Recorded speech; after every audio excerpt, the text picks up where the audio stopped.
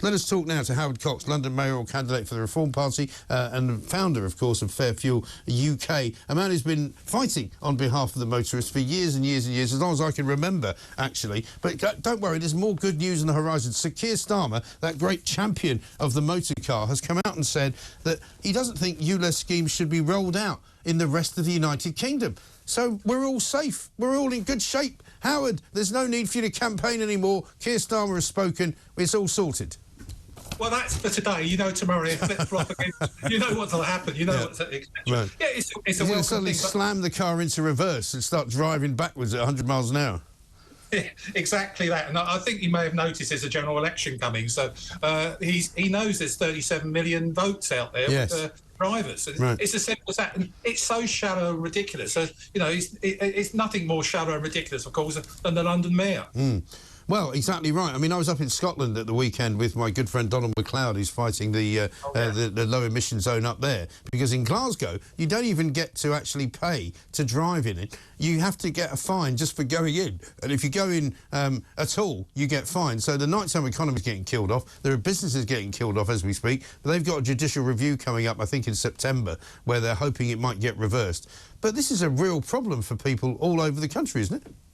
It very much is, and I honestly think there's going to be a huge driver rebellion coming up in the next 6 years, obviously leading up to the 2030 diesel petrol ban, new car sales ban.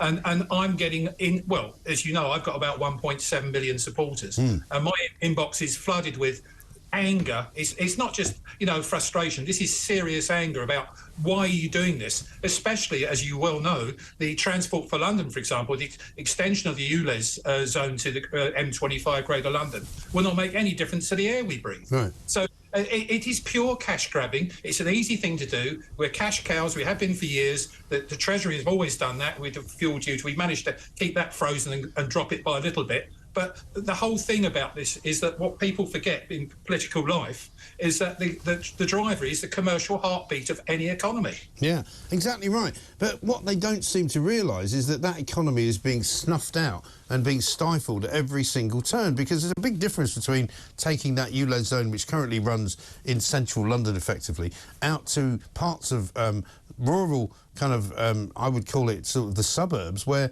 I mean, I've been getting pictures from people who've sent them in of sort of rolling fields and, you know, pubs sitting in very rural situations where it's all more or less in the middle of a forest, where the air looks pretty good to me.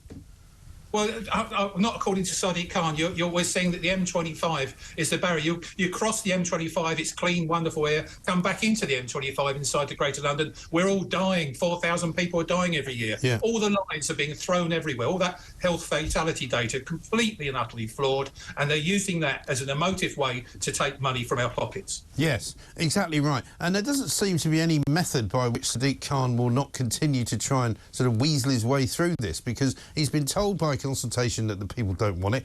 He's been told by the result of a by-election in Uxbridge that the people don't want it. Every single place he goes, unless he's kind of controlling the audience, he gets told the people don't want it. And yet he keeps saying, I'm listening to Londoners and this is why I'm doing it. Well, you mentioned Keir Starmer. Keir Starmer's putting under a lot of pressure recently, and that's why he's changed his scrappage scheme levels. You know, only marginally, but he has done something like that. That's come from Keir Starmer. But Keir Starmer is anti-ULEZ, he says yesterday and today. But why is he not anti-ULEZ extension in London? Why is he not jumping on his Labour mayor in London and telling him, right, Sadiq, stop this now, we're not having it? Right. Why doesn't he do that? Well, because he doesn't have the cojones, quite frankly, to do that, because he's frightened of Sadiq Khan, because he's not sure whether he's got actually more power than Keir Starmer has at the moment. But, I mean, the other problem for me is the scrappage scheme is not worth the paper it's written on. You know, Sadiq Khan claims he's going to extend it, so he's going to give more people £2,000 of our money to pay for a car that won't buy them a car, because 2,000 quid won't get you a car that will be compliant, will it?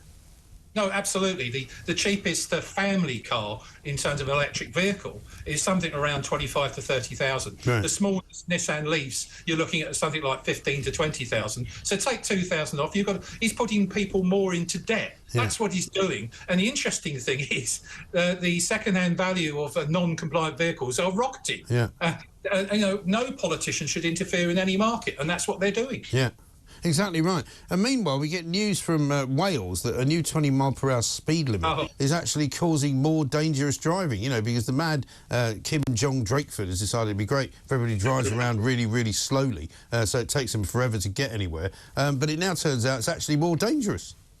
Well, absolutely. I mean, you know, I mean, I drove up to London a lot more recently because of the train strikes. So I'm coming in. I'm going through 20-mile-an-hour zones. I'm looking at my speedometer rather than I'm looking at the road more. And that's the sort of thing that's happening. And I'm talking to taxi drivers on a daily basis, and they're saying they're doing the same thing. It is ruining their trade, for example, and all of those sorts of things. Again, it's clueless, ignorant, absolutely ignorant beyond belief politicians who don't understand road user economy. No, but they don't, because most of them have no clue about having to drive anywhere, because they get a subsidised, you know, car driving around London. They get subsidised train travel when they can find a train that runs, and when they get to wherever it is they're going, the missus picks them up and drives them home. You know, they don't actually sit in a car on the M6 wondering why they haven't moved for 4 hours. They don't actually, you know, find that the M1's been put down to one lane again between Leicester and sort of, you know, Watford, and it takes you about 5 hours to get there. The roads in this country are woeful. They're too full of cars. It's incredibly difficult to get around anywhere.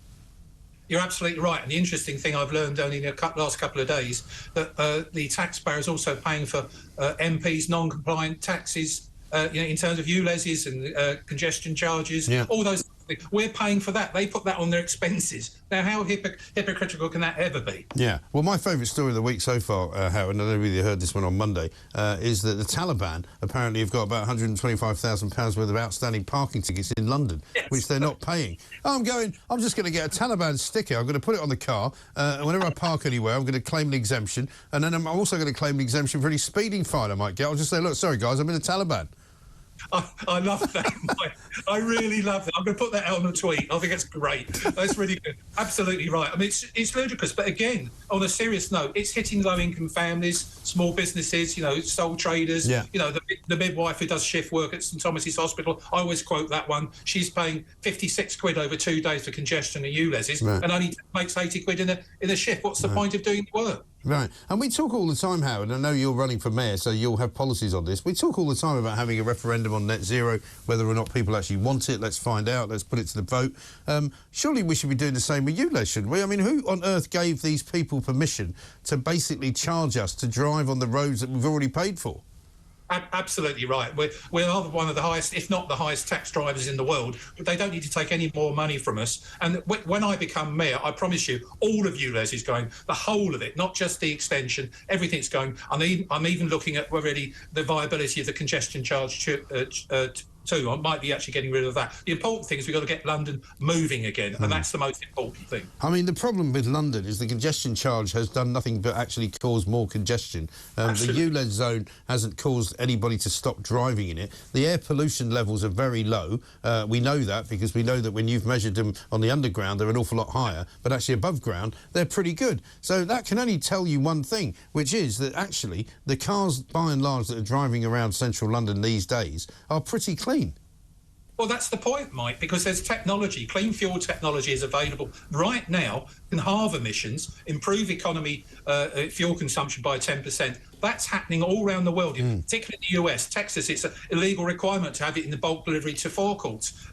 Things like fuel catalysts, there's e-fuels, all of these sorts of things. We shouldn't be being forced into one mode of transport, electric vehicles, because we're woefully unprepared for that day on January the 1st, 2030. Well, of course we are. And everywhere you look, we now hear stories that electric cars are not as good as everybody thought. They cost more to run now than we thought they did. They're much heavier than we knew that they were. We're also told now that if there is going to be a lot of people plugging them into their homes, you know, you're not going to be able to walk past the house. Well, we've just produced a report, the Alliance of British Drivers Motorcycle Action Group in Fairfield, UK, which compared cradle-to-grave electric vehicles versus diesel and petrol cars. In other words, comparing right from they first manufactured, from the lithium, mined, or the oil coming out of the North Sea, etc., or the Middle East, right the way to dispose of the battery and dispose of the vehicle. And I can promise you that EVs are certainly not very green. They're a lot worse in terms of CO2 emissions than diesel and petrol cars. And they also don't retain their value, anything like petrol cars, do they?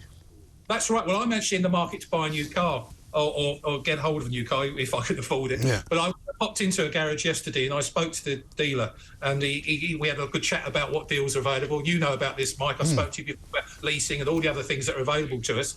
And he said, how would you like a second-hand electric vehicle? I said, no, I don't. He said, well, I've got loads of them. Right, I bet.